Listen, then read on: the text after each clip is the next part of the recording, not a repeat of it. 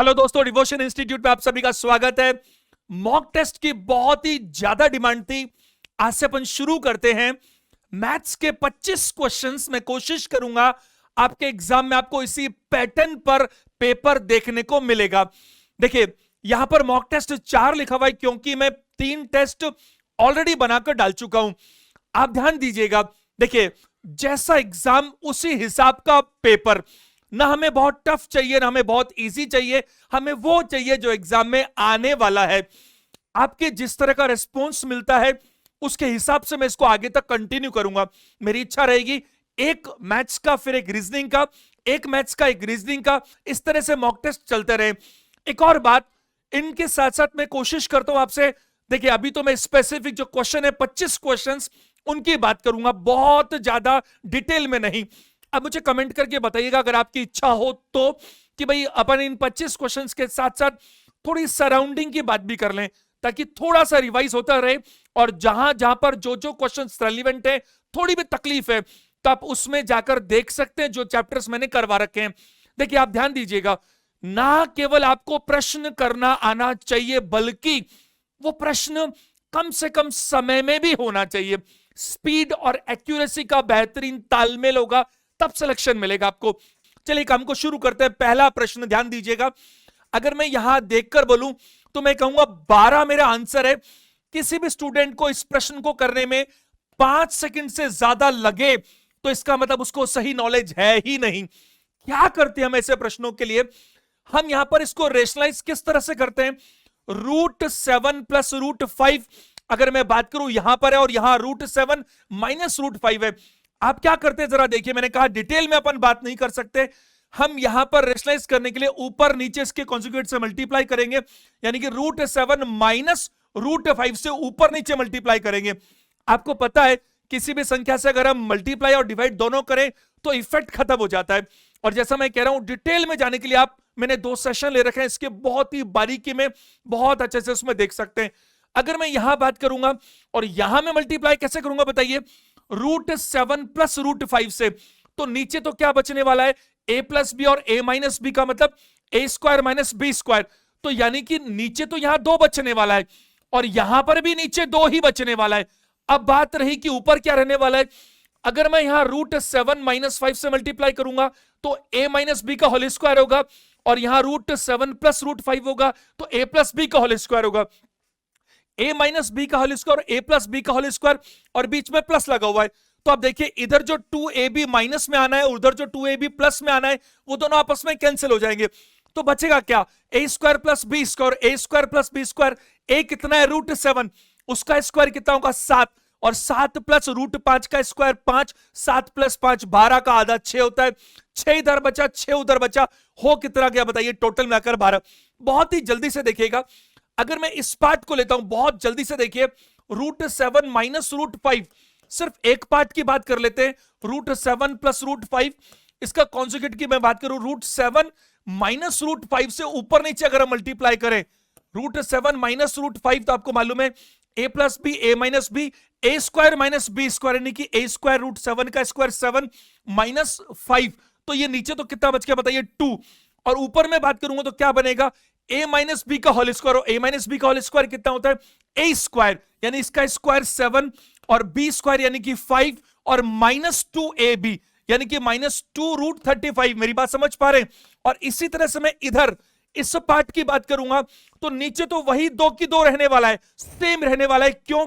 क्योंकि इसका कॉन्जिक्यूटिव क्या रहेगा मुझे बताइए? √7 प्लस √5, और यहां पर √7 प्लस √5, तो नीचे तो वही आपके पास क्या दिख रहा है? a minus b, a plus b, यानी a square minus B square, 7 minus 5, तो वही 2 रहने वाला है, सेम। और यहां पर आपके पास क्या होगा? a square plus B square plus 2ab, और यहां जो माइनस 2ab है और जो प्लस 2ab है वो दोनों कैंसिल हो जाएंगे। बचेगा क्या? 7 प्लस 5 12, 12 में 2 से डिवाइड कीजिए 6, और उधर भी 7 प्लस 5 12 बचेगा, 2 से डिवाइड कीजिए 6, और 6 प्लस 6 कितना होता है बताइए? 12। थोड़ा मैंने कोशिश की है, लेकिन बहुत ज्यादा डिटेल में मैं इस मॉक टेस्ट में नहीं जाना चाहता, वरना फिर ये क्लास जैसा हो जाएगा। प्रश्न संख्या 2 पर चलते हैं, देखिएगा। दूसरा प्रश्न क्या कह रहा है?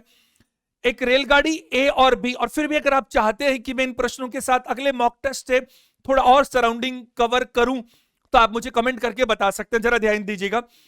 एक रेलगाड़ी ए और बी स्टेशनों के बीच की दूरी 45 मिनटों में तय करती है।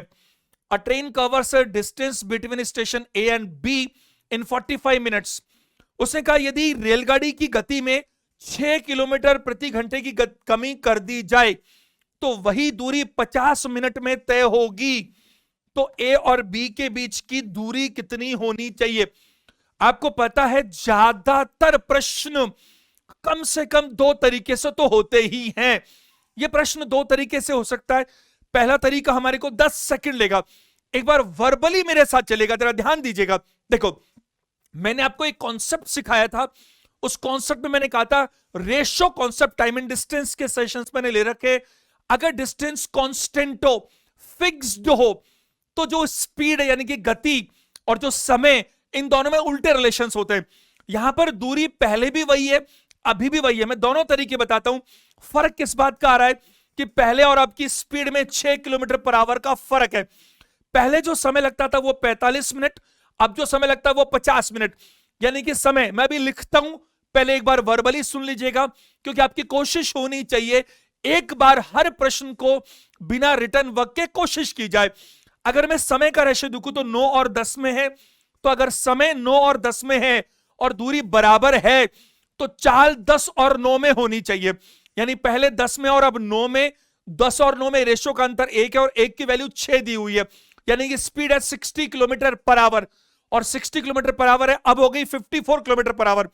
अगर 60 की स्पीड है और 45 मिनट में लगता है, यानी कि आपको 45 किलोमीटर की दूरी यहां पर होनी चाहिए। ऑप्शन नंबर 2 हमारे सामने मौजूद है। मैं क्या कहना चाह रहा हूं, जरा ध्यान दीजिएगा।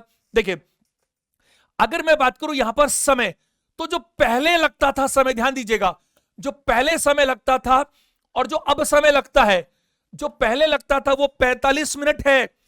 दूरी वही है ए और बी के बीच में। पहले 45 मिनट लगते थे और चूंकि अब हमने स्पीड कम कर दी, अगर दूरी वही होगी और स्पीड कम हो जाएगी तो समय तो ज्यादा लगेगा ही। समय कितना लग रहा है बताइए? 50 मिनट।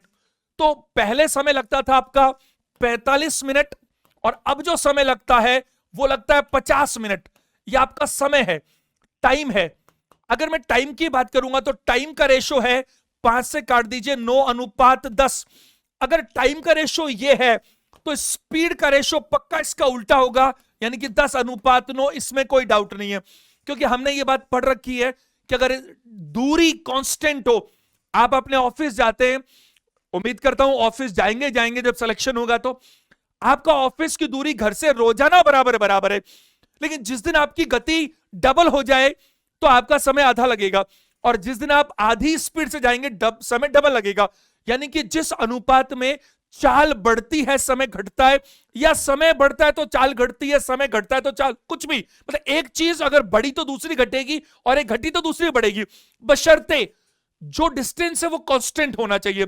और ये रेशो को लेकर मैंने पूरा आधे घंटे का सेशन ले रखा है, आप टाइम एंड डिस्टेंस में जाकर देखिएगा। अब देखिए, उसने स्पीड पहले का रेशो था 10 और अब का है 9, और जब हमने रेशो एंड प्रोपोर्शन पढ़ा है तो वहां हमने पढ़ा कि रेशो की चाबी होती है रेशो में 1 का मान निकालना, और रेशो में 1 का मान कितना है? 1 का मान है 6 किलोमीटर प्रति घंटा, क्योंकि पहले और अब की गति में 6 किलोमीटर पर आवर की का फर्क है। देखिए, और मैंने क्या कहा आपको, हम बिना रिटर्न वर्क के कर सकते हैं, थोड़ा कोशिश कीजिएगा। अगर ऐसा है तो इसका मतलब पहले जो गति थी 1 का मतलब 6, तो 10 का मतलब कितनी बताइए? 60 किलोमीटर प्रति घंटा, और अब कितनी हो गई? 54 किलोमीटर प्रति घंटा। मैंने कहा ना 2 तरीके हैं, तो पहला तरीका तो आपके सामने ये था, ये मुझे बहुत आसानी से पता लग गया था बिना कुछ लिखे कि हमारी गति 60 थी। अब एक बात बताइए, आपसे क्या पूछा गया? आपसे पूछा गया कि डिस्टेंस बताओ। डिस्टेंस कैसे आती है? डिस्टेंस आती है चाल को समय से मल्टीप्लाई करने पर। बेसिक फॉर्मूले आपको जब समय भी पता है पहले का, देखो डिस्टेंस तो बराबर ही है, तो पहले के समय को पहले की चाल से मल्टीप्लाई कर दो। लेकिन आप समझते हो चाल तो है 60 और समय आपका मिनट में है। आपको पता है अगर चाल किलोमीटर पर आवर में है, आवर में है, तो समय भी आवर में होना चाहिए, और 45 मिनट को आवर में बदलने के लिए हमें 60 से डिवाइड करना पड़ेगा, यानी कि 3/4। तो हम बात करेंगे यहां पर 45 किलोमीटर मिलेगा, या फिर हम इधर भी ले सकते हैं कि 54 का हमारा स्पीड है और समय कितना लगता था 50 मिनट, यानी कि 5/6 घंटे। भाई मिनट को आप घंटे में बदलने के लिए 60 से डिवाइड भी तो करोगे, 0 0 कट जाएगा, 6 से काटिए 9 बार और 9 को 5 से कीजिए, क्या होगा बताइए, 45 किलोमीटर। तो आपकी जो डिस्टेंस है वो 45 किलोमीटर आती है। दूसरा तरीका क्या हो सकता है, हम डिस्टेंस को x मान लें और फिर इक्वेशन बना लें। आप सेशंस में चले जाइएगा, मैंने आपको दोनों तरीके बहुत डिटेल में सिखा रखे, लेकिन मेरा जो तरीका है वो टाइम एंड डिस्टेंस में मैं सबसे ज्यादा रेशो कंसेप्ट को वैल्यू देता हूं। तो यहां पर आंसर क्या दीजिएगा, ऑप्शन नंबर 2।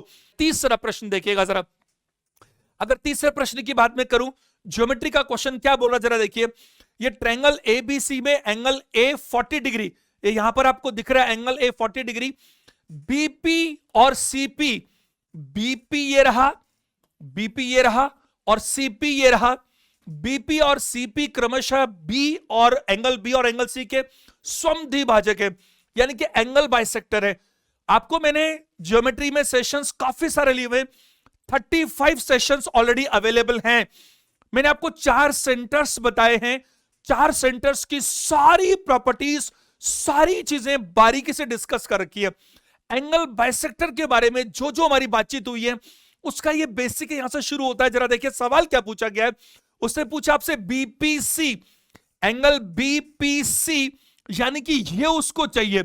अगर मैं बात करूं आपसे, अगर ये उसको चाहिए तो 110 डिग्री आंसर है। 110 डिग्री इसको करने में कितना समय लगना चाहिए, इसको करने में सिर्फ प्रश्न पढ़ने जितना ही समय लगना चाहिए। 2 तरीके से कैसे कर सकते हैं, पहला तरीका अगर आपको ध्यान हो तो मैंने आपको सिखा रखा है कि अगर ये एंगल बाइसेक्टर है तो इसकी प्रॉपर्टी कैसे काम करती है, इसकी प्रॉपर्टी काम करती है 90 डिग्री प्लस जो वर्टेक्स है उसका आधा कर दीजिएगा, एंगल a/2, यानी कि 90 डिग्री प्लस ये 40 का आधा कितना होगा बताइए, 20 डिग्री, यानी 110 डिग्री हमारा आंसर है। दूसरा तरीका, जरा ध्यान से मेरी बात को समझिएगा, पहली बात तो यही बहुत है, जरूरत ही नहीं है, एक बार सीखने के लिए अगर हम बात करें, देखिए ए बी सी आपको जानते हैं कि किसी भी ट्रायंगल के तीनों इंटीरियर एंगल्स का सम हमेशा 180 डिग्री होता है। तो आपको पता है कि अगर ये 40 है तो एंगल बी और एंगल सी ये दोनों मिलाकर के 140 डिग्री होना चाहिए कि नहीं होना चाहिए बताइए, क्योंकि ये 40 है तो बाकी दोनों मिलकर 140 बचेगा। अब बहुत सारे बच्चे ऐसा कर सकते हैं कि साहब ये जो एंगल बाइसेक्टर है, अरे ये एंगल बाइसेक्टर है, यानी कि बीपी अगर एंगल बाइसेक्टर है तो ये एंगल बी को 2 बराबर भागों में बांटती है, इसी तरह से ये सीपी भी एंगल सी को 2 बराबर भागों में बांटती है, लेकिन एंगल बी और एंगल सी आपस में बराबर है ऐसे में कोई जानकारी मौजूद नहीं है। ध्यान दीजिएगा, बहुत सारे लोग क्या करते हैं कि दोनों 140 है तो इसका मतलब ये 70 है और ये भी 70 है, एंगल बी 70 तो ये 35 और ये 35 और ये 70 तो ये 35 और 35, ऐसा नहीं है, एंगल बी 80 भी हो सकता है और एंगल सी 40-60 भी हो सकता है जो बच गया, और ये 85 भी हो सकता है, ये 65 भी हो सकता है, 85 तो फिर 55 बचेगा, और भी कुछ डिफरेंट कॉम्बिनेशंस हो सकते हैं। लेकिन एक बात बताइए, एंगल बी और सी मिलाकर तो 140 है ना, चाहे बी कितना हो चाहे सी कितना हो, मिलाकर तो 140 है। अब ये बी जितना भी है ये उसका आधा है, क्योंकि एंगल बाइसेक्टर, और ये जितना भी है उसका आधा है, यानी एंगल बी और सी मिलाकर 140 है। तो ये जो हम बात करें यहां पर बीपीसी में एंगल बी, ये पक्का क्या है बताइए, ये और ये दोनों मिलकर, ये जो मैंने आपको टिक लगाया है, ये दोनों मिलकर 140 का आधा नहीं कि पक्का 70 होंगे, और अगर ये दोनों 70 होंगे और ये जो ट्रायंगल बीपीसी है वापस से एक ट्रायंगल ही है और तीनों का सम 180 होता है, उसमें से 70 घटा दीजिएगा तो आपको क्या मिलेगा बताइए, 110 डिग्री। ऑप्शन नंबर बी हमारा क्या है, सही आंसर है। प्रश्न संख्या 4 पर चलते हैं, जरा देखिए, उसने कहा if 54 binders tie 900 books together in 10 days, देखते पता लगता है समय और काम का सवाल है। टाइम एंड वर्क मैंने आपको बता रखा है, जितने भी तरह के पैटर्न्स हो सकते हैं, कब हम एफिशिएंसी मानकर करते हैं, कब हम कंपैरिजन करके करते हैं। जब भी ऐसा कुछ हो, कुछ लोग कुछ दिन में कुछ काम करते हैं, तो कितने लोग कितना काम कितने दिन में करेंगे, कंपैरिजन हो तो आपको एक सूत्र बता रखा है, वो क्या बता रखा है, मैन डेज वर्क बराबर मैन डेज वर्क, और मैंने आपको यह भी बता रखा है कि इसके बिना भी काम हो सकता है, वर्बली भी हो सकता है। लेकिन जब हमें इस तरह के फॉर्मूले पता है कंपैरिजन करने में, तो हम सीधा पुट करेंगे। और जैसे मैं आपको कह रहा हूं, आपको कोई भी डाउट आता है, आप सेशन पर जाइए और उसको डिटेल में वहां देख लीजिए। अभी हम बहुत डिटेल में बात नहीं कर सकते, वरना ये 25 क्वेश्चन करने में बहुत वक्त लग जाएगा, फिर बहुत सारे बच्चे ऑब्जेक्शन भी करते हैं। देखिए 54 जिल्द साज, तो ये मैन कितने, 54, 10 दिन, कितनी बुक्स बताइए, 900 बुक्स, वर्क नीचे डालिए, तो 12 दिन कितनी बुक्स, 1200, कितने जिल्द साज, एक्स, एक ही बात है, समय यहां जिल्द साज है और यहां पर ये मैन है, यहां पर डेज है, एक ही बात है, कोई फर्क नहीं पड़ता। यहां पर मैं बात करूं, इसको अगर मैं सॉल्व करने की कोशिश करूं, आप ये 12 से काट दीजिए 100, 2 जीरो यहां उड़ा दीजिए, 9 से यहां 6 कर दीजिए, 60 बच रहा है। कितना बच रहा है बताइए, 60, 60 is the right answer. B हमारा क्या है बताइए, 60 हमारा आंसर होगा। चलिए नेक्स्ट पर चलते हैं हम लोग, 5 नंबर क्वेश्चन, ध्यान दीजिएगा। अगर मैं यहां बात करूं, 8 से काटिए 2 बार, 2 से 25 बार, और ये रूट है तो 25 हमारा आंसर, 25 25 625, सॉरी, आंसर क्या होगा, सी हमारा आंसर होना चाहिए। क्या होना चाहिए, सी इज द राइट आंसर। देखिए अगर मैंने आपको ये समझा रखा है कि LHS बराबर RHS, आपने ऊपर के ऊपर काटा 8 से 16 को 2 बार, 2 से ये 25 बार, ये 25 है और इसको बराबर करना, ये रूट में है, तो 25 का स्क्वायर कितना होता है, 625, ऑप्शन सी हमारा होना चाहिए। छठा देखिए जरा, 4740 रुपए को 3 भागों में इस तरह विभाजित कीजिए कि पहले का आधा, ऐसा मान लेते हैं कि 3 भाग जो है वो XYZ है, तो पहले का आधा तो मैं कह सकता हूं 1/2 X, दूसरे का 1/3 तो मैं कह सकता हूं 1/3 Y, और तीसरे का छठा भाग आपस में बराबर है, तो मैं कह सकता हूं 1/6 Z, ये आपस में बराबर है। आपको बहुत अच्छे से मैंने ये बात सिखा रखी है रेशन प्रपोर्शन में, कि कभी भी ऐसा फॉर्मेट मिले x/2 बराबर y/3 बराबर z/6, तो आपको इसको क्रॉस मल्टीप्लाई करने की कोई जरूरत नहीं है।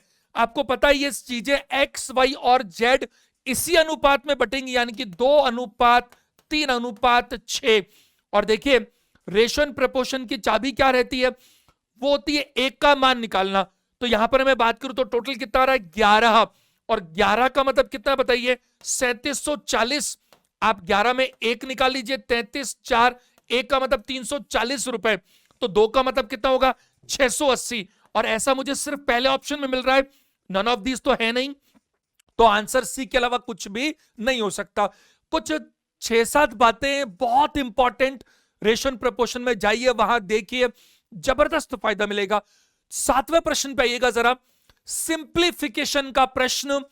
आप देखिए यहां पर मुझे माइनस भी दिख रहा है, मुझे यहां पर डिवाइड भी दिख रहा है, मुझे यहां का यानी कि ऑफ भी दिख रहा है, मुझे यहां पर ब्रैकेट भी दिख रहे हैं।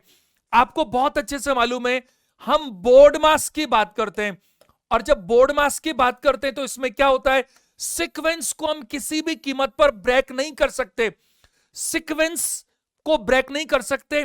पहले ब्रैकेट आएगा, फिर ऑफ आएगा, फिर डिवीजन आएगा, और उसके बाद में मल्टीप्लिकेशन आएगा। सीक्वेंस अगर ब्रेक किया तो उत्तर कुछ का कुछ हो जाएगा। एक बार कोशिश कीजिएगा मेरे साथ, देखिए बहुत गलती कैसे हो सकती है। सबसे पहली बात, इस डिवाइड को अगर मैं देखूं तो कोई फायदा नहीं, क्योंकि डिवाइड से पहले नंबर किसका आता है, ऑफ का आता है, और ऑफ से पहले नंबर किसका आता है, ब्रैकेट्स का आता है। तो आप चाहें तो ब्रैकेट ये वाला सॉल्व कर सकते हैं, लेकिन इसको सॉल्व करने का इसलिए फायदा नहीं, इसको सॉल्व करके भी अपन को यहां लिखना पड़ेगा, क्योंकि पहले ब्रैकेट के बाद नंबर तो ऑफ का आएगा। उस पार्ट का जरा देखिएगा एक बार मेरे साथ, देखिए इधर मैं इस ब्रैकेट की बात करूं तो -2 को -1 से मल्टीप्लाई करेंगे तो 2 मिलेगा। क्या मिलेगा, 2 मिलेगा। तो ये वाला पार्ट बन जाएगा प्लस का 2, 5 + 2 कितना होगा, 7। तो ये वाला पूरा पार्ट बन जाएगा 7। और अब ये मल्टीप्लाई करूं कि डिवाइड करूं, अगर डिवाइड पहले कर दिया तो गड़बड़ हो जाएगी। आप देखिए आपको पहले ऑफ चाहिए, डिवीजन नहीं, तो आपको पहले ऑफ करना पड़ेगा, यानी कि पहले आप, ऑफ का मतलब मल्टीप्लाई होता है, लेकिन ऑफ क्या है, अगर ऑफ लिखा है तो ये मल्टीप्लाई से पहले होगा, बल्कि ऑफ लिखा है तो डिवाइड से भी पहले होगा। सीक्वेंस ब्रेक नहीं कर सकते। तो 7 को 3 से मल्टीप्लाई कीजिए, कितना होगा, 21, यानी ये पूरा पार्ट डिवाइड के इधर वाला 21 हो जाएगा। अब ये माइनस भी है और ये सारे ब्रैकेट भी हैं, तो ब्रैकेट का तो पहला हक बनता है, माइनस पहले नहीं हो सकता, पहले क्या होगा, डिवाइड। तो अगर मैं माइनस की यहां बात करूं तो -2 -8 -4, ये हो गया -14। और -14 को -3 से करूंगा तो 14 तिया होता है 42। ये वाला पार्ट हो गया 42 और ये वाला पार्ट कितना था 21। 42 में अगर मैं 21 से डिवाइड करूंगा तो 2 बनेगा और 73 में से 2 घटाऊंगा तो कितना आएगा 71। यानी ऑप्शन क्या आना चाहिए सी। ऑप्शन क्या होना चाहिए सी। एक बार बहुत ही जल्दी से दोबारा देखिएगा। देखो -2 को -1 से कुछ लोग गलती करते हैं, पहले इस डिवाइड को कर लेंगे तो सब गड़बड़ हो जाएगा। -2 को इस -1 से किया तो कितना मिला 2 और 5 + 2 किया तो इस वाले पार्ट का रिजल्ट क्या निकला 7। अब मैं डिवाइड नहीं कर सकता, पहले मुझे ये करना पड़ेगा। तो इस वाले पार्ट का मतलब क्या है 3 × 7 और 3 × 7 का मतलब कितना है 21।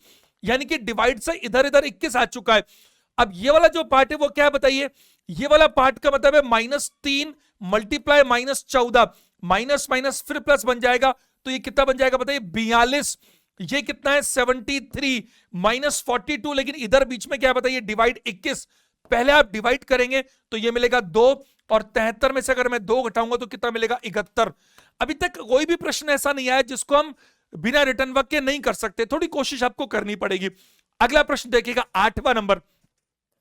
कंपाउंड इंटरेस्ट पर चक्रवृद्धि ब्याज पर 12,000 रुपए 7 सालों में 18,000 हो जाते हैं तो 21 वर्षों बाद ये राशि कितनी होगी। 7 के 3 टर्म है, 12,000 18,000 हो गए यानी आधा जुड़ गया तो 18 का 27 हो जाएगा 40,500 हमारा आंसर है। ऑप्शन क्या होगा बताइए डी। आपको पता है सिंपल और कंपाउंड में क्या फर्क रहता है। कंपाउंड में जो भी टर्म है, यहां पर 7 सालों का टर्म है तो 7 साल में क्या हो रहा है 12,000 रुपए 18,000 हो रहे हैं। तो आप जरा देखिए मैं थोड़ा यहां लिखता हूं, जो आपका अगले पेज पर लिख लेते हैं 12,000 जो मूलधन है प्रिंसिपल उसे 7 साल लगते हैं और वो कितना हो जाता है 18,000। ये आपको उसने बता रखा है। आप देखिए 12,000 में अगर मैं 12,000 का आधा जोड़ूं तो आपको 18,000 मिलेगा।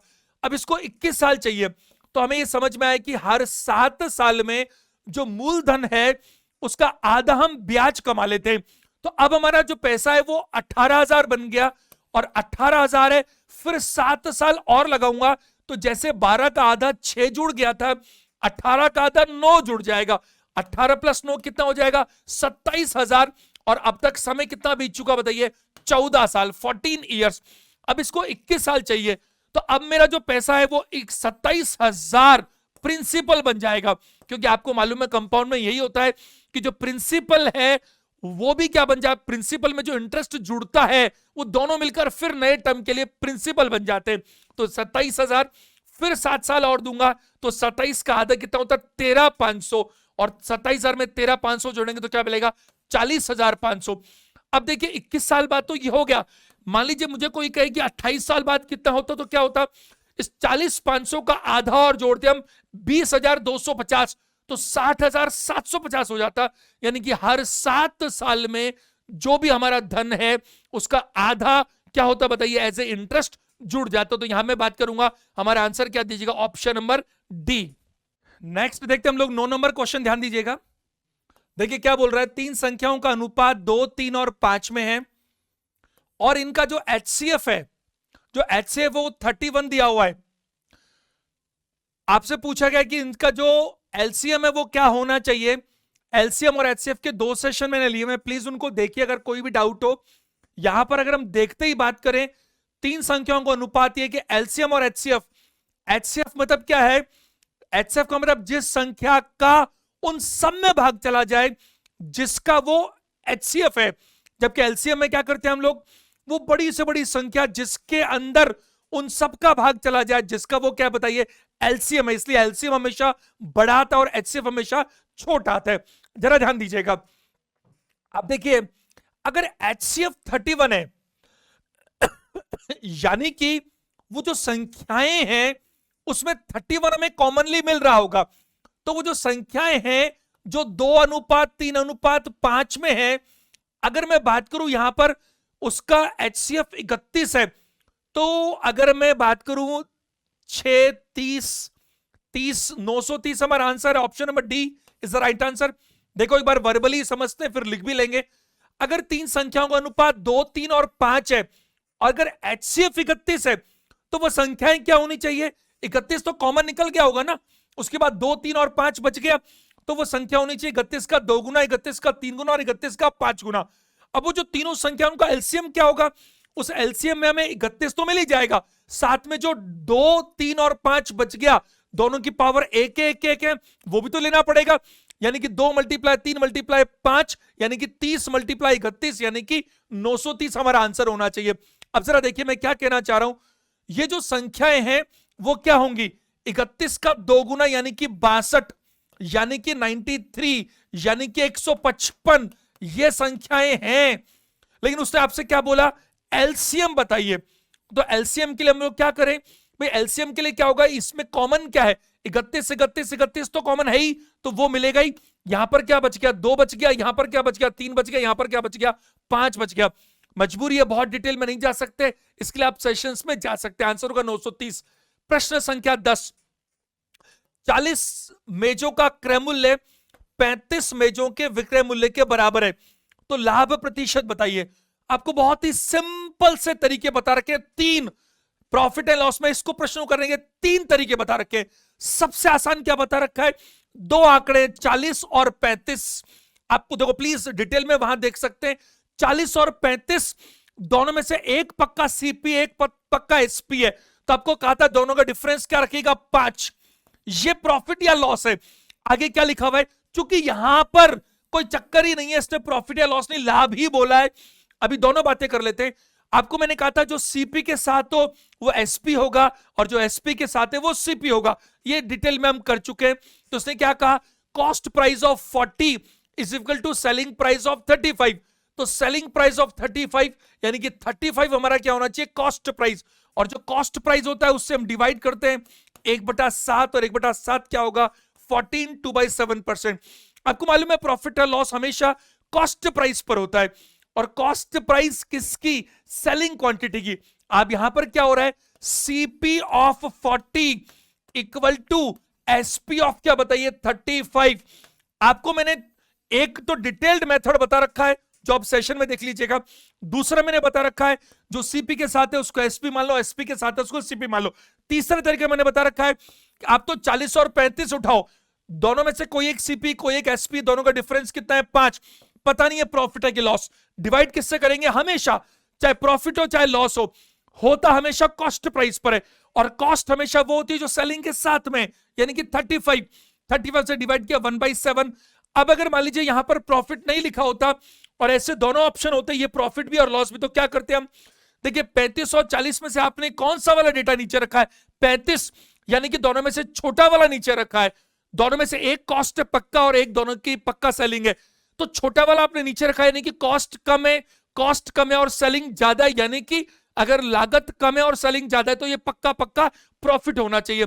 प्रश्न संख्या 11 देखिएगा, देखिए एक्स और वाई के वेतन का योग 4000 है, एक्स अपने वेतन का 95% और वाई अपने वेतन का 85% खर्च करता है, और उनकी बचत जो है वो समान हो रही है, इक्वल हो रही है, तो एक्स का वेतन क्या होना चाहिए। अब देखिए एक्स और वाई का वेतन हम ऐसा मान लेते हैं कि एक्स का जो वेतन है वो एक्स ही मान लेते हैं, और जो वाई का वेतन है वो वाई ही मान लेते हैं, दोनों की बचत बराबर है।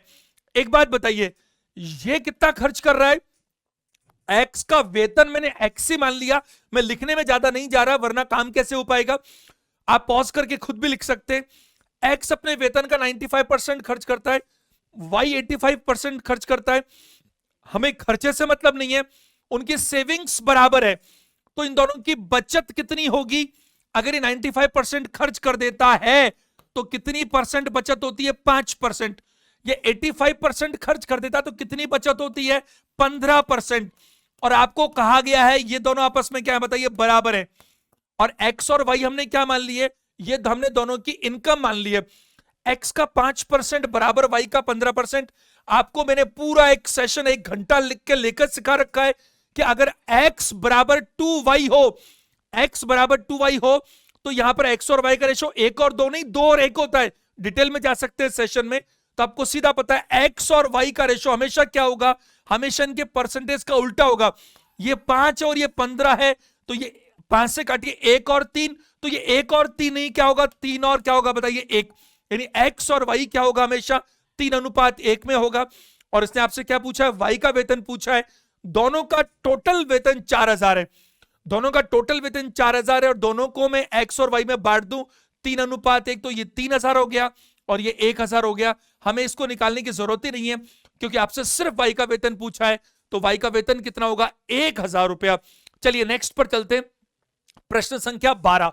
अब देखिए डेसिमल फ्रैक्शंस में मैंने ये पूरा सेशन ले रखे दो, ध्यान से समझिएगा।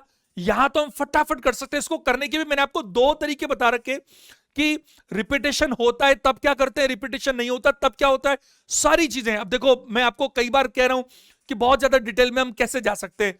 यहां मैं बात करूं तो मैं क्या कह सकता हूं, 1+8/9 कितना बताइए, 8/9, और मल्टीप्लाई की जगह मल्टीप्लाई रखिए।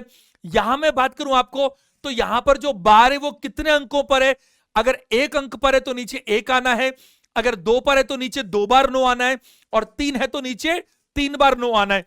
और अगर अंक 3 है और 2 पर है तो आपको पता है 1 अंक में घटाना है। ये सारी चीजें आपको मिल जाएंगी सेशंस में। यहां तो इस क्वेश्चन की बात करते हैं, तो 9, और यहां पर चूंकि 2 बार है, ये 9 नहीं 09 है, अगर मैं यहां हटाऊंगा तो 2 बार मुझे 99 लेना पड़ेगा। और यहां मैं बात करूं तो मैं कह सकता हूं 1/11, और यहां मैं बात कर सकता हूं 8 9 17/11, 17/9 सॉरी 17/9, और 1 क्या बताइए 11। तो यहां जरा देखिए मल्टीप्लाई, सॉरी ये क्या है, मल्टीप्लाई है, तो ये 99 हो गया।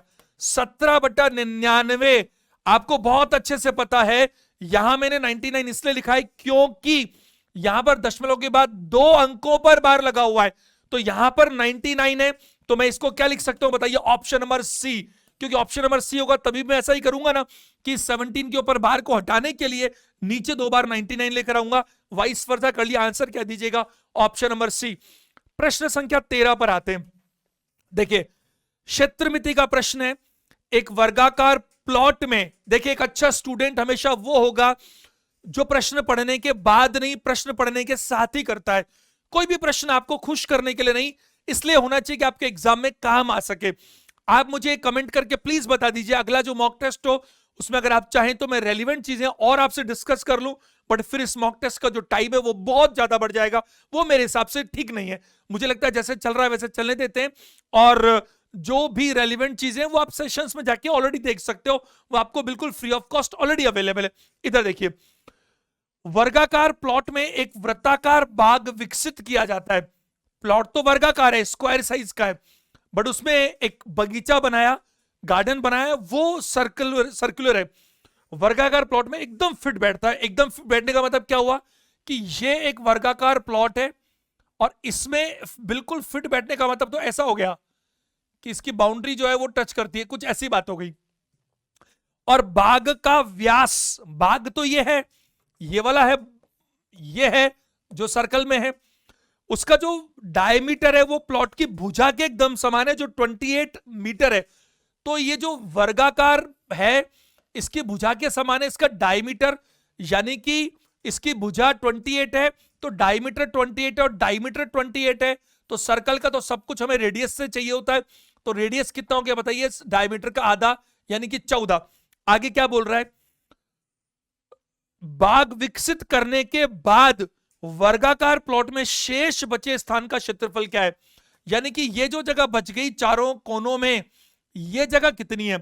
तो अगर मैं बात करूं यहां पर सबसे पहले इस स्क्वायर, पूरे स्क्वायर इसका एरिया की मैं बात करूंगा, तो एरिया कैसे निकालूंगा, साइड स्क्वायर 28 मल्टीप्लाई 28, 28 का स्क्वायर कितना होता है 784, 784 कितना है सेंटीमीटर स्क्वायर, क्या मीटर स्क्वायर, 784 मीटर स्क्वायर।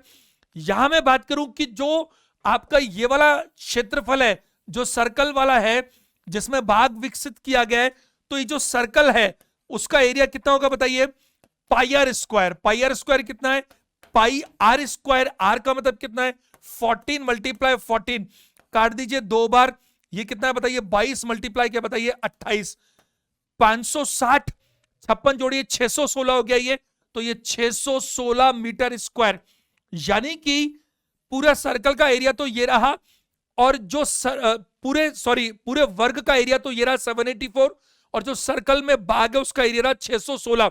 अगर मैं बात करूं 8 2 6 168 बच गया, दोनों का डिफरेंस है 168। Option number D is the right answer. चल अगले पर चलते हैं, प्रश्न संख्या 14 पर आते हैं। हर एक पुरानी कार खरीदता है और इसकी मरम्मत पर 5,000 रुपए खर्च करता है। वह कार को 57,000 में बेचता है और 14% का लाभ कमाता है, यानी कि 14%, यानी कि इसकी कॉस्ट है 50,000। तो उसने कार खरीदने के लिए कितना भुगतान किया? 50,000 में से 5,000 घटा दीजिए, 45,000 कॉस्ट है। देखिए वर्बली बात करते हैं। आपको पता है कि उसने 57,000 में बेच दी और 57,000 में बेचकर उसको 14% का प्रॉफिट हो गया, तो कॉस्ट कितनी होगी? अगर आप कॉस्ट निकालते हैं तो आपको क्या मालूम चलता है? कॉस्ट निकालने के लिए दो तरीके हैं। पहला हम 100 हमेशा ऊपर रखते हैं, प्रॉफिट है तो जोड़ते हैं यानी 114, और मल्टीप्लाई क्या बताइए? 57,000। यानी कि आपको सीपी निकालना है तो एसपी से आप क्या करते हैं? मल्टीप्लाई करते हैं। ये पूरा 114 से 5 बार करता है 570, यानी कि इसकी कॉस्ट आ गई 50,000। वैसे आप थोड़ा दिमाग लगाएं तो जरा देखिए, अगर आप रैंडम भी देखेंगे तो 14% और यहां 7,000, 50,000 पर 7% कितना होता है? 50,000 का 14% कितना होता है? 7,000। कॉस्ट मुझे वैसे दिख रही है, थोड़ी भी प्रैक्टिस करते हैं तो कि कॉस्ट इसके 50,000 आ रही है। 50,000 पर 14% कमाए तब जाकर 57,000 में बेचा। लेकिन ध्यान दीजिएगा, उसने भुगतान 50,000 नहीं किया, क्योंकि 50,000 तो उसकी लागत आई है, और जो लागत आती है वो हमेशा किस क्या क्या शामिल होता है? आप अगर उस चीज को खरीद कर उस पर कोई भी रिपेयरिंग का काम करवाते हैं तो रिपेयरिंग की सारी चीजें उसमें इंक्लूड होकर तब लागत बनती है। तो आपने जो लागत आई उस पर 14% कमाया है, यानी आपने 50,000 पर कमाया है, बट आपने 5,000 रिपेयरिंग पर भी तो खर्च किए। तो इस 5,000 को आप कम कर दीजिए तो आपने 45,000 का पेमेंट किया होगा। 45 का आपने पेमेंट किया, 5 अपने रिपेयरिंग पे खर्च कर दिए, 50 आपकी जेब से टोटल लग गए। 50,000 पर 14% कमाकर आपने बेचा है। प्रश्न संख्या 15 देखिएगा। एक संख्या का 75% दूसरी संख्या के 4/5 के बराबर है, यानी कि 75 80 15 16 16 15 आंसर होगा हमारा। क्या होगा? 16 15। देखो मैंने आपको कई बार समझा रखा है, अगर ऐसा हो एक संख्या x है, x का 75% और दूसरी संख्या y मान लेते हैं, उसका 4/5, उसने कह दिया 75% of a number is equal to 4/5 of another number. 4/5 का मतलब क्या होता है? 80%। आपको 1/2 से लेकर 1/16 तक की सारी वैल्यूज पता होनी चाहिए जो मैंने परसेंटेज में सिखा रखी है। तो आपको मैंने बताया x और y की वैल्यू हमेशा क्या होगी? हमेशा ये होगी, ये 75 और 80 को रेशो में काटिए 5 से, तो 15 और 16। ये 15 और 16 नहीं, क्या होगा? 16 और 15। अब जरा एक बात बताइए मुझे, x बराबर 4y, तो x और y का रेशो क्या है?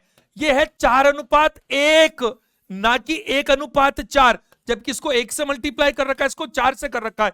तो मैंने क्या कहा? 1 और 4 नहीं। क्यों? x बोलता है मैं अकेला ही बहुत हूं, मैं अकेला बहुत हूं, और तेरा 4 गुना मेरे बराबर आएगा, यानी x बड़ा है और y क्या बताइए? छोटा है। अगर x 40 है तो y 10 ही है, तो y का 4 गुना करेंगे तब जाकर यहां मिलेगा। तो ऑप्शन नंबर डी हमारा क्या होगा? सही आंसर। चलिए नेक्स्ट देखते हैं हम लोग 16 नंबर प्रश्न। Pipe A can fill a tank in 36 hours while pipe B can empty a fill tank in 45 hours. Pipe A भर सकता है 36 घंटे में, पाइप बी खाली कर सकता है 45 घंटे में। उसने कहा कि when the tank is empty both pipes are opened simultaneously but when the tank is filled 3/4 यानी कि 3/4 pipe B is closed. Pipe B कौन सा वाला? जो टैंक को खाली करता है। हम इसको दो तरह से कर सकते हैं। सवाल को इतना सा पूछा है उसने कि कितने टाइम में ये टैंक भर जाएगा।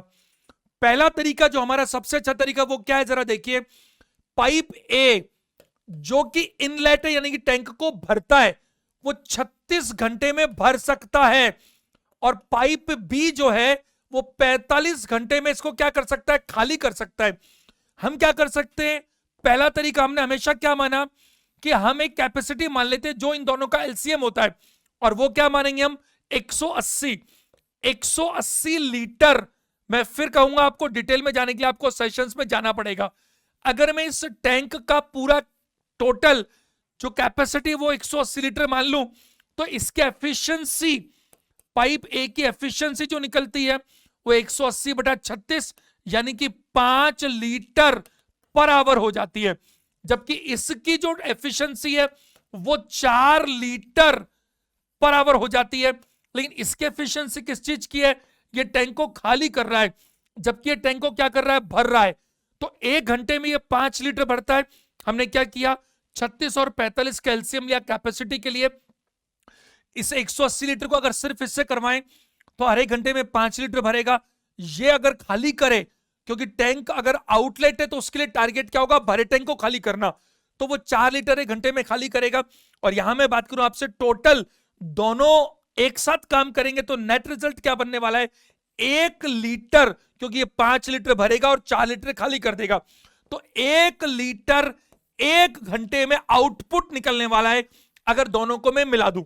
अगर ये भी भर रहा होता तो दोनों को जोड़ देता, बट इस 5 में से 4 तो निकल ही जाता है। अब इससे क्या कहा वो जरा ध्यान से समझिएगा। ये जो काम है, ये पूरा काम है, इसका 3/4 हिस्सा यहां तक ये पाइप ए और पाइप बी दोनों काम कर रहे हैं। और 3/4 हिस्सा कितना होता है? हमने ये माना था कि 180 लीटर का टैंक है, 180 का 3/4 कितना होगा? 135। 180 का अगर मैं 3/4 की बात करूंगा तो वो कितना होगा? 135 लीटर। तो ये वाला हिस्सा तो 135 लीटर का है और ये वाला हिस्सा 45 लीटर का है। ये जो 3/4 है, इसमें दोनों पाइप साथ साथ काम कर रहे हैं और इसमें पाइप बी नहीं है, केवल पाइप ए काम कर रहा है। तो यहां पर क्या होगा? ए और बी 3/4 काम कर रहे हैं और दोनों मिलकर कर रहे हैं, तो दोनों तो 1 लीटर भरने में 1 घंटा लगा देते हैं। 1 लीटर भरने में 1 घंटा लगा देते हैं, तो आपको देखिए 135 लीटर, 135 लीटर भरने में 135 घंटे लग जाएंगे। यानी कि टंकी को 3/4 भरने में 135 घंटे का समय लग जाएगा। बचा कितना? 45 लीटर। अब पाइप सिर्फ ए मौजूद है और आपने देखा पाइप ए 1 घंटे में 5 लीटर भरता है, तो 45 में अगर मैं 5 से करूंगा तो इसको केवल 9 घंटा लगेगा पाइप को 1/4 भरने में, टंकी को, सॉरी। तो टोटल टाइम कितना लग गया? 135 घंटे तो दोनों ने साथ साथ काम किया, 9 घंटे केवल इसने काम किया, तो 144 घंटे लगेंगे इस टंकी को पूरी भरने में। यानी कि ऑप्शन नंबर बी हमारा आंसर है। मैं क्या कहना चाह रहा हूं, पाइप ए पाइप बी, ये टैंक का कैपेसिटी, दोनों का एफिशिएंसी, थोड़ा कोशिश करें तो वर्बली काम हो सकता है। आप दिमाग लगाएंगे, 36 और 45 कैल्शियम 180 दिख रहा था और आपको दिख रहा है एफिशिएंसी इसकी 5 और इसकी 4 है, क्योंकि इसको 5 से मल्टीप्लाई इसको 4 से किया, तब जाकर 180 आया। और देखिए मैं बहुत बारीकी में अभी कैसे जा सकता हूं, आप डिटेल्स में जाके देखिए, आपको ये सारी चीजें आपको समझने के बाद काम आसान हो जाएगा। अब यहां पर 5 और यहां पर 4 है, नेट रिजल्ट 1 निकलता है। 3/4 यानी कि 135 लीटर 135 घंटे में बचा 45 लीटर। अब सिर्फ पाइप ए काम करेगा क्योंकि बी को तो हमने बंद कर दिया, और उसकी एफिशिएंसी कितनी है? 5 लीटर पर घंटा, तो 9 घंटा लगने वाला है और टोटल आपका टाइम कितना लग जाएगा? 144 आवर्स। 17वां प्रश्न देखिएगा, कमरे की लंबाई, चौड़ाई और ऊंचाई का अनुपात यह है। लंबाई भी है, चौड़ाई भी और ऊंचाई भी है। लंबाई दुगनी करते, कमरे की बात करता है तो अक्सर क्या होता है, कमरे के सबसे ज्यादा प्रश्न कैसे बनते हैं? चारों दीवारों का क्षेत्रफल सबसे ज्यादा।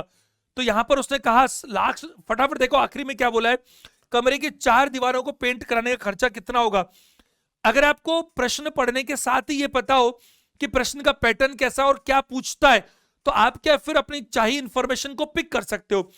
आपने, इसने कहा लंबाई को दुगनी कर दें, चौड़ाई को 2/3 कर दें और ऊंचाई को आधी कर दें, तो अब कमरे की 4 दीवारों को पेंट करने का खर्चा कितना कम हो जाएगा। आप देखिए, जब कमरे की चारों दीवारों का हम क्षेत्रफल निकालते हैं तो 2 इंटू ऊंचाई लंबाई प्लस चौड़ाई करते हैं। बताइए करते हैं कि नहीं करते? तो अब हम पहले तो ओल्ड वाला रख लेते हैं, पुराना पैटर्न, तो उस हिसाब से हम ऐसा मान लेते हैं हमें आंसर प्रतिशत में चाहिए, तो हमें कोई फर्क नहीं पड़ता कि मीटर में कि सेंटीमीटर में कि इकाई में, क्या फर्क पड़ता है। तो हम भी इसको कम से कम लेंगे तो हमारा टाइम वेस्ट नहीं होगा। तो हम ऐसा करते हैं, ऊंचाई ऐसे रख लेते हैं, रेशो में ही रख लो, क्योंकि आंसर अगर आपको रेशो में ही चाहिए तो अगर ये मीटर सेंटीमीटर देता तो भी कोई जरूरत नहीं थी। 2 इंटू ऊंचाई, ऊंचाई कितनी है? 4, आप 4 रख लीजिए, और लंबाई और चौड़ाई कितनी है? दोनों ही 3-3 है रेशो में, तो ऐसा रख लीजिए। तो इस हिसाब से क्या निकलता है? 3 + 3 6, और ये कितना है? 8। 8 को 6 से कीजिए तो 48 आएगा। अब मैं मानता हूं क्षेत्रफल हमेशा क्या होगा, सेंटीमीटर स्क्वायर, मीटर स्क्वायर, जो भी होगा, बट अभी जरूरत ही नहीं है, 48 मान लीजिए यूनिट में। अब आपका नया वाला कैसे निकलेगा, आपने क्या कहा, आपने सबसे पहले कहा कि लंबाई को दोगुना कर दें। अगर लंबाई को दोगुना कर दे तो लंबाई जो 3 होती थी वो 6 हो गई, चौड़ाई 2/3 कर दें तो जो चौड़ाई 3 होती थी उसका 2/3, 2/3 हो गया, तो ये 2 ही रह गई। और आगे क्या कहा, और ऊंचाई आधी कर दे, तो ऊंचाई जो 4 होती थी वो आधी हो गई। बस इतना सा करना है, 6 + 2 8 होता है, और 8 को 4 से करेंगे तो ये 32 हो जाएगा।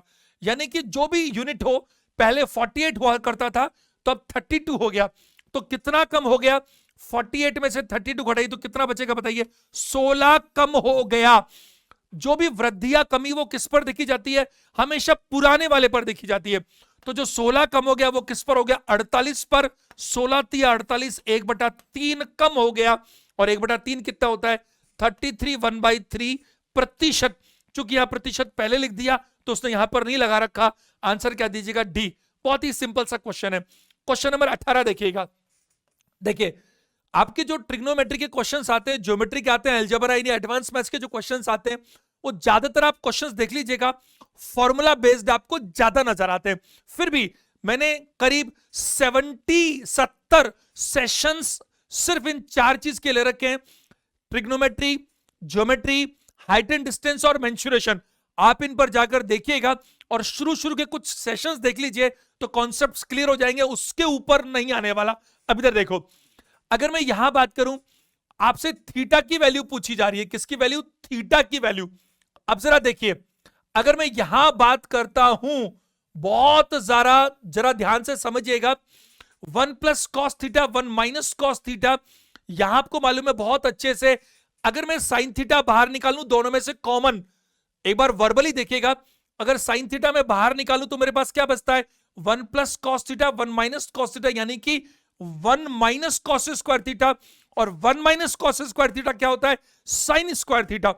यहां साइन स्क्वायर थीटा बचता है, और यहां पर ध्यान दीजिएगा, क्योंकि ये मैं मल्टीप्लाई कर रहा हूं तो ऊपर क्या होगा, cos थीटा कट जाएगा, 2 बच जाएगा। अभी लिख देंगे अपन, एक बार वर्बली कोशिश कीजिएगा, और ये मल्टीप्लाई में 2 से 2 कट जाएगा, नीचे साइन स्क्वायर थीटा, बाहर साइन थीटा है, एक साइन थीटा कट जाएगा, और आपका 2 साइन थीटा बराबर 1 होगा, तो साइन थीटा बराबर 1/2 होगा। और साइन थीटा की 1/2 वैल्यू आपको कहां दिखती है बताइए, 30 डिग्री पर। तो आंसर क्या दीजिएगा, ए। बहुत ज्यादा आसान प्रश्न है। मैं क्या कहना चाह रहा हूं जरा देखिएगा, एक स्टेप लिख लेते हैं। अगर मैं साइन थीटा कॉमन लूं तो क्या बचेगा बताइए, 1/1 + cos थीटा, और यहां मैं बात करूं 1/1 - cos थीटा। अब इसके आगे आप देखिए, अगर मैं यहां बात करूं, इन दोनों को मल्टीप्लाई करूं एलसीएम लेने के हिसाब से, तो 1 - cos स्क्वायर थीटा है, और 1 - cos स्क्वायर थीटा क्या बोलते हैं बताइए, sine square theta. Sine square theta, अब यहां क्या होने वाला है, यहां बचने वाला है 1 - cos थीटा, और यहां क्या बचने वाला है, 1 + cos थीटा, और यहां पर ये दोनों कैंसिल हो जाएंगे तो बचेगा क्या, 2। क्या बचेगा, 2, और इसके बराबर क्या लिखा हुआ है, 4। अब यहां पर 2 बचा हुआ है, तो जरा देखिए मल्टीप्लाई में साइन थीटा से एक साइन थीटा मैं काट सकता हूं, तो क्या बचेगा बताइए, 2 से भी आप कैंसिल, ये 2, 1 + 1 2 है, 2 से भी 2 कैंसिल कर दीजिए। चलिए 2 रहने दीजिए एक बार, फिर अपन लिख लेते हैं, अगले स्टेप में कर देंगे, कोई बात नहीं। इसको कैंसिल करेंगे तो क्या मिलेगा बताइए आपको, 2 साइन थीटा, और 2 साइन थीटा बराबर क्या होगा बताइए, 1। तो साइन थीटा क्या नजर आ रहा है आपको, 1/2, और थीटा की वैल्यू 1/2 कहां होती है बताइए, 30 डिग्री। क्या बात को समझ पा रहे हैं, साइन थीटा कॉमन निकाला, 1/cos और 1 + cos theta, 1 - cos theta, 1 - cos square theta क्या होता है, साइन स्क्वायर थीटा। और आपको बहुत अच्छे से पता है यहां पर ये जो चीज है हमारे पास, ये एलसीएम है दोनों का मल्टीप्लीकेशन, तो ये बचेगा और यहां पर ये बचेगा, cos थीटा कैंसिल होगा, 2 बचेगा हमारे पास। साइन थीटा से मैंने एक साइन थीटा काट दिया, और 2 से मैंने 4 को 2 बार काट दिया, तो 2 साइन थीटा बराबर 1 है, तो साइन थीटा 1/2 है, जो कि 30 डिग्री हमारा आंसर है। प्रश्न संख्या 19 देखिएगा, किसी निश्चित राशि पर 3 वर्षों का साधारण ब्याज, एक सवाल था कंपाउंड का, ये सिंपल का है, 450 रुपए है। अगले 9 वर्षों में राशि दुगनी कर दी जाए तो 12वें वर्ष के अंत में कितना होगा, 450 का दुगना कर दो, 2700, 3150। ऑप्शन नंबर ए हमारा आंसर है। आप एक बात बताइए, सिंपल इंटरेस्ट है, सिंपल इंटरेस्ट चाहे पहला साल का हो चाहे 50वें साल का हो, इंटरेस्ट की राशि में कोई फर्क कभी भी नहीं पड़ता। यहां पर अगर हम बात करें तो क्या बात हो रही है, 3 साल गुजर गए, 3 साल का जो सिंपल इंटरेस्ट है वो क्या है बताइए, 450 रुपए। अगले 9 वर्षों में राशि दुगनी कर दी, तो अगले 9 वर्षों का मतलब है अगर आप राशि दुगनी नहीं करते, सोचो हर आपको 3 साल का सिंपल इंटरेस्ट कितना मिला, 450 रुपए। अगले 9 वर्षों में अगर राशि दुगनी नहीं करते तो क्या होता, इस 450 के 3 लॉट और मिल जाते, क्योंकि 3 साल में 450, तो 3 साल के 3 लॉट बच रहे, तो 450 450 450 और मिल जाते। लेकिन चूंकि आपने अगले 9 सालों में आपकी राशि दुगनी कर दी, प्रिंसिपल ही दुगना कर दिया, तो ब्याज भी तो दुगना होगा। तो फिर आपको लॉट क्या मिलेंगे, 450 के नहीं, 900 900 900 ब्याज मिलेगा। तो अगले 9 सालों में 2700 रुपए ब्याज के मिलेंगे, और शुरू के 3 साल में 450 पहले ही मिल चुके, तो आपको क्या मिलने वाला है, 12वें वर्ष के अंत में 3150 रुपए आपको टोटल इंटरेस्ट मिलेगा। जरा 20वां प्रश्न देखिए, 66 किलोमीटर की रफ्तार से यात्रा करने वाली ट्रेन 39 सेकंड्स के अंदर 495 मीटर लंबा पुल पार करती है। ट्रेन कितनी लंबी थी, स्पीड पता है, टाइम पता है, और पार कर रही है पुल। आप जानते हैं मैंने सिखा रखा है, ट्रेन जब किसी पोल को पार करती है तो अपनी लंबाई को पार करती है, लेकिन जब किसी प्लेटफॉर्म को, किसी पुल को पार करती है तो दोनों की लंबाइयों का योग पार होता है। अब आपको स्पीड पता है लेकिन टाइम सेकंड में पता है, तो अगर टाइम सेकंड में पता है तो स्पीड भी आपको मीटर पर सेकंड में चाहिए। तो आपको क्या चाहिए, ये 66 किलोमीटर पर आवर है, सबसे पहले तो इसको 5/18 से मल्टीप्लाई करेंगे ताकि आपकी स्पीड मीटर पर सेकंड में बन जाए, फिर 39 से मल्टीप्लाई करेंगे तो ये स्पीड है, ये टाइम है, आपका डिस्टेंस आ जाएगा, और जो डिस्टेंस आएगा वो लेंथ किसका सम आएगा, ट्रेन का भी और पुल का भी।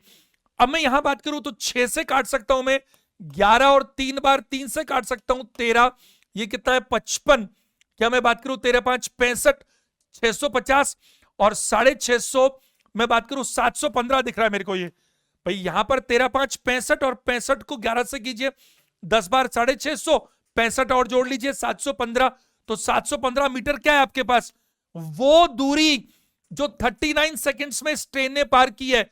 ये ट्रेन की स्पीड थी, लेकिन ये ट्रेन की स्पीड किलोमीटर पर आवर में थी, अब ये ट्रेन की स्पीड मीटर पर सेकंड में हो गई, और ये स्पीड को अगर मैं टाइम से मल्टीप्लाई करूंगा तो ये लेंथ टोटल पार हुई। तो इसमें ट्रेन भी है और जो पुल और प्लेटफॉर्म वो भी है। इसमें से 495 मीटर का क्या बताइए, पुल है, तो 220 बच गया, 220 बच गया, तो 220 क्या बच गया बताइए, ये लंबाई बच गई किसकी बताइए, ट्रेन की। Option number C is the right answer.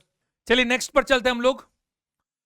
अपनी ऊंचाई के बराबर त्रिज्या के आधार वाले लंबवृत्तीय शंकु का आयतन गोलार्ध के आयतन से 3 गुना ज्यादा है। 3 गुना ज्यादा नहीं, 3 गुना है, 3 टाइम्स है। शंकु की त्रिज्या और गोलार्ध की त्रिज्या का अनुपात क्या होगा। अब देखिए, the volume of a perpendicular circular cone, cone का वॉल्यूम क्या होता है, 1/3 पाई आर स्क्वायर एच।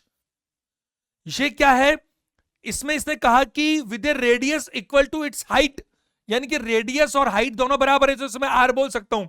ये 3 टाइम्स है किससे, वॉल्यूम ऑफ द हेमिस्फेयर। गोले का आयतन होता है 4/3 पाई आर क्यूब, और आधे गोले का होता है उसका आधा, 2/3 पाई आर क्यूब। ये दोनों जब तक बराबर नहीं होंगे हम इसको सॉल्व नहीं कर सकते, लेकिन ये जो है शंकु का आयतन, ये आधे गोले का आयतन का 3 गुना है, तो इसको मुझे 3 गुना करना पड़ेगा, तब जाकर हिसाब बराबर होगा। यहां पर मैं पाई और पाई कैंसिल कर सकता हूं, तो आप चाहें तो शुरू में लिखे ही नहीं, जब आपको प्रैक्टिस हो थोड़ा, इस 3 से 3 को काट सकते हैं। और यहां मैं बात करूं तो मैं इसको भी आर बोल सकता हूं, इसको R1 बोल देता हूं, इसको R2 बोल देता हूं।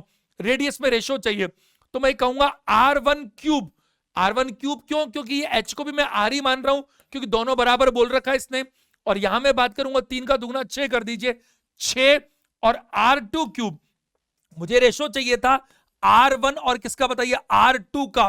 तो मुझे क्या करना पड़ेगा, यहां पर जो 6 है और जो यहां पर 1 है, इसका मुझे क्या चाहिए बताइए, क्यूब रूट चाहिए। क्या चाहिए, क्यूब रूट। तो मुझे 6 का क्यूब रूट क्या मिलेगा बताइए ऑप्शंस में, सिर्फ और सिर्फ option number C is the right answer. क्या मेरी बात समझ पा रहे, बहुत ही आसान प्रश्न है, it's very very very easy. यहां पर शंकु का आयतन और जो यहां पर आधा गोला वाला है, आधा गोला, अर्ध गोला, हेमिस्फेयर, इसका आयतन, इसमें रिलेशन दिया हुआ है और दोनों की रेडियस जो है उसका आपको रेशो पूछा गया है। प्रश्न संख्या 22 पर आइए, 22। एज से रिलेटेड प्रश्न है ये। प्रश्न के पढ़ते ही पता लग रहा है, हरि के पुत्र की आयु, हरि के पुत्र की आयु हरि की पत्नी की 1/6 है। तो हरि का नहीं बताया, हरि का ही पुत्र है और हरि की पत्नी, दोनों का आपस में कंपैरिजन है। तो पत्नी और पुत्र की आयु में 1:6 का संबंध है। आगे बात करते हैं। हरि की पत्नी की आयु हरि की आयु का 3/5 है।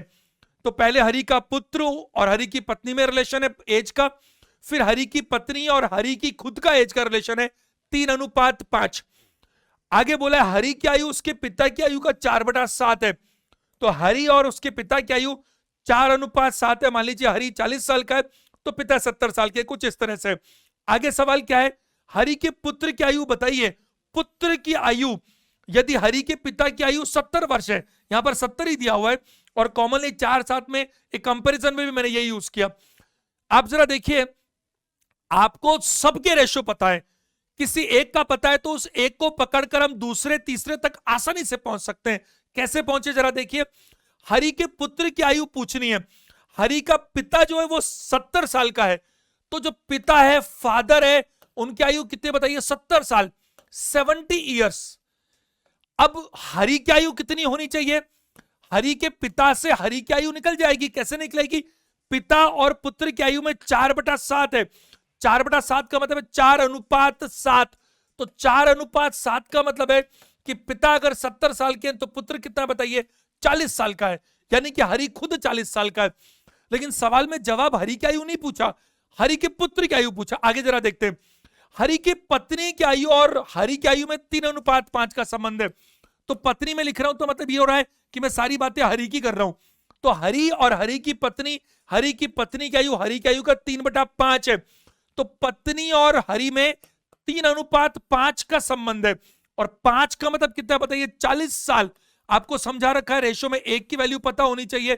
तो 5 की वैल्यू 40 साल, तो 1 की वैल्यू 8 साल, और 1 की वैल्यू 8 साल, तो 3 की वैल्यू 24 साल। तो ये पता लगता है कि हरि की पत्नी की आयु कितनी बताइए, 24 साल। आगे हरि के पुत्र और हरि की पत्नी में 1/6 का संबंध है। तो पुत्र की मैं बात करूंगा तो पुत्र की आयु और हरि की पत्नी की आयु का 1/6 है। तो इसमें सीधा 6 का भाग लगाइए तो 4 साल हमें आंसर मिल जाएगा। Option number A is the right answer. Ratio में सारी बातें हो रही हैं, एक का दूसरे से, दूसरे का तीसरे से रिलेशन, पिता भी है, पुत्र भी है, पत्नी भी है, और इसमें से किसी भी एक की आयु पता लग गई तो उसका रेशो पता है, उससे जो रिलेटेड है उससे दूसरा पता लग जाएगा, दूसरे से तीसरा, और फिर आगे तक आसानी से पता लगता है। प्रश्न संख्या 23 पर आइए, 23 नंबर प्रश्न। ये एक आपको बात करें कि लाइन चार्ट दिख रहा है, और लाइन चार्ट में देखिए क्या बोल रहा है, मैं साइड में होता हूं। Investments of 2 business partners A and B, 2 partners हैं, एक आपको येलो कलर में दिख रहा है, दूसरा आपको ब्लू कलर में नजर आ रहा है, जरा ध्यान दीजिएगा। अब इसने क्या बोला, 2001 से लेकर 2007 तक इसका इन्वेस्टमेंट दिया हुआ है, दोनों का जो इन्वेस्टमेंट है वो दिया हुआ है ए और बी का। आपको सिर्फ ये एक एट ए ग्लांस देखना होता है, बाकी सीधा आप क्वेश्चन पे आते हैं। क्वेश्चन में क्या पूछा गया, 2002 से 2005 में ए और बी के मिलकर कुल निवेश में कितने प्रतिशत की वृद्धि और कमी, कुछ भी हो सकता है, जो हुई है, दशमलव के बाद 2 अंकों तक बताइए। तो 2002 का मुझे ए और बी का टोटल चाहिए। तो 2002 में इस ए का तो है 40 और बी का है 70, तो 40 + 70 कितना होता है, 110। ये कितना दिख रहा है, 110। कैसे दिख रहा है, देखो ए का तो 40 है और बी का 70 है, तो 40 + 70 110 है 2002 में। और 2005 की बात करें तो यहां पर है, तो ए का तो कितना है 70 और बी का कितना है 50। 70 और 50 कितना होता है, 120। तो जो दोनों का मिलाकर 110 हुआ करता था वो मिलाकर 120 हो गया। तो जो वृद्धि है वो वृद्धि कितनी हो रही है, 10, और किस पर हो रही है, 110 पर।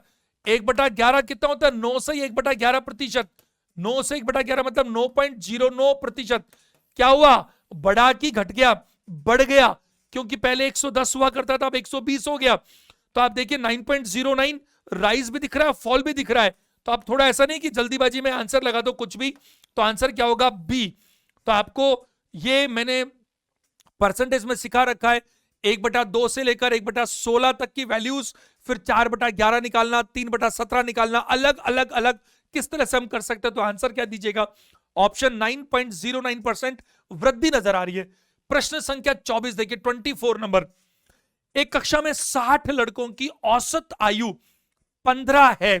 अब देखिए मैं आपको बताऊं, आगे की जो क्लासेस होंगी, आप देखिए ऑलरेडी करीब करीब 500 सेशंस ऑलरेडी अवेलेबल हैं, जिनका भरपूर फायदा बच्चों को मिल रहा है। करीब करीब 30,000 बच्चे डेली बेसिस पर चैनल पर विजिट करते हैं, वो एनालिटिक्स दिखा रहे हैं। आपको चीजें अच्छी लगती है तो मोटिवेट करने के लिए आप इसको लाइक कर सकते हैं, कमेंट करके बता सकते हैं।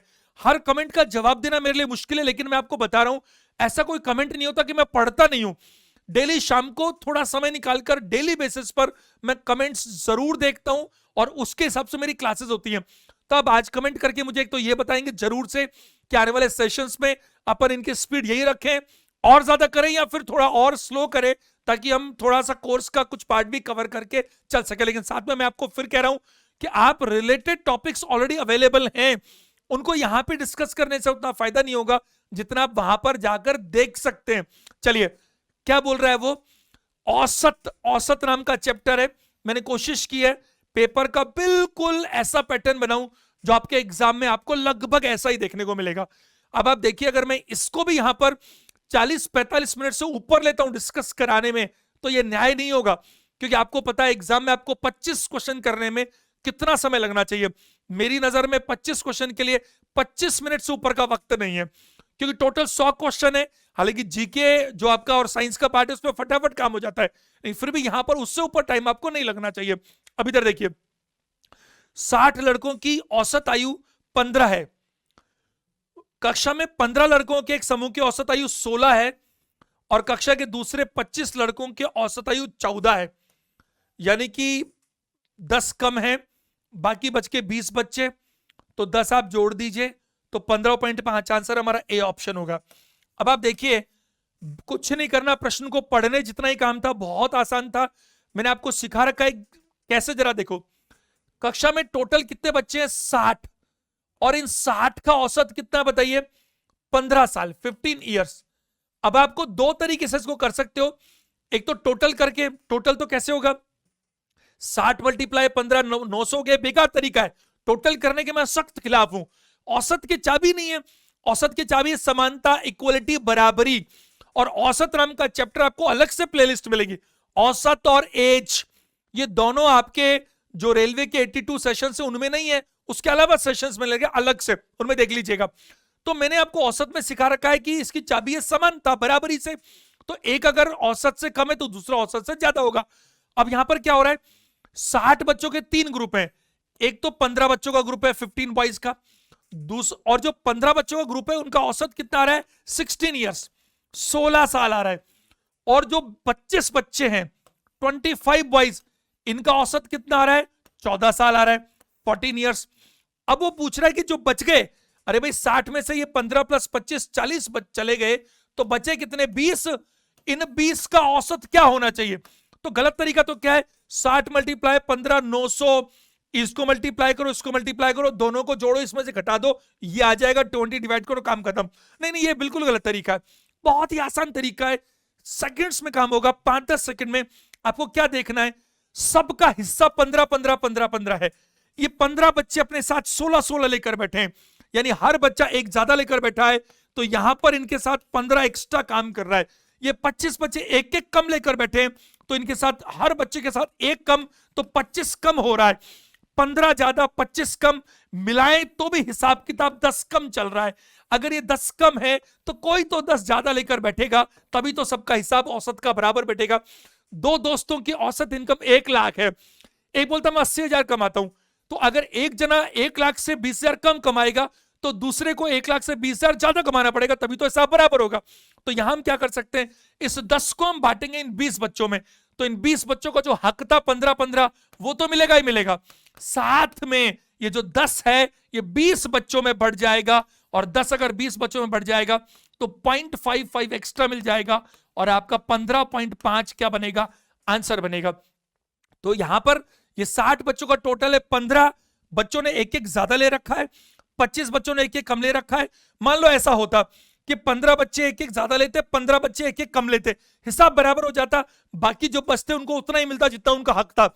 कोई एक जना अगर मैंने इसको 6 रूल्स बता रखे हैं, उन सबको आप एवरेज के चैप्टर में जाकर देख सकते हैं।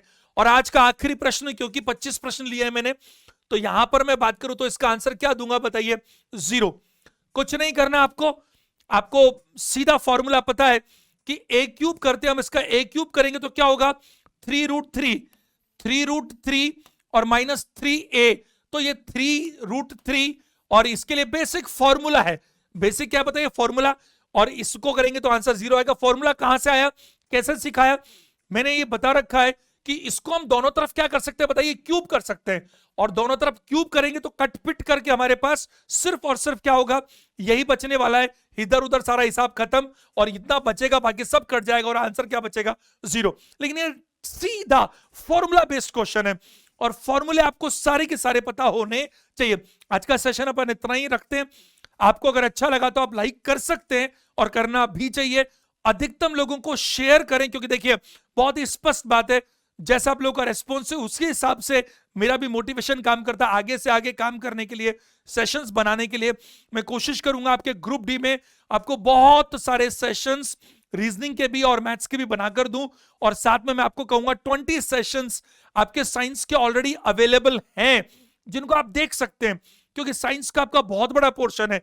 इसी तरह से जीके के बाकी सेशंस भी ऑलरेडी चैनल पर, डिवोशन चैनल पर अवेलेबल है, उनका फायदा उठाइए। रीजनिंग मैथ्स के सेशंस में देखिए, क्योंकि कोई भी प्रश्न करना आना इंपॉर्टेंट नहीं है, जितना क्या इंपॉर्टेंट है कम टाइम में आना चाहिए, और एक्यूरेसी में रहनी चाहिए ताकि नेगेटिव मार्किंग ना हो। आप खूब तैयारी कीजिए, ऐसा मौका बार बार नहीं मिलने वाला। नेगेटिविटी में बिल्कुल मत जाइए, और आपको जो जो आपकी रिक्वायरमेंट्स है, जो आपको अच्छा लगता है, सजेशंस है, वो आप कमेंट करके जरूर बताइए। मेरी शुभकामनाएं हमेशा की तरह हमेशा आप लोगों के साथ है। सेशन देखने के लिए थैंक यू वेरी मच।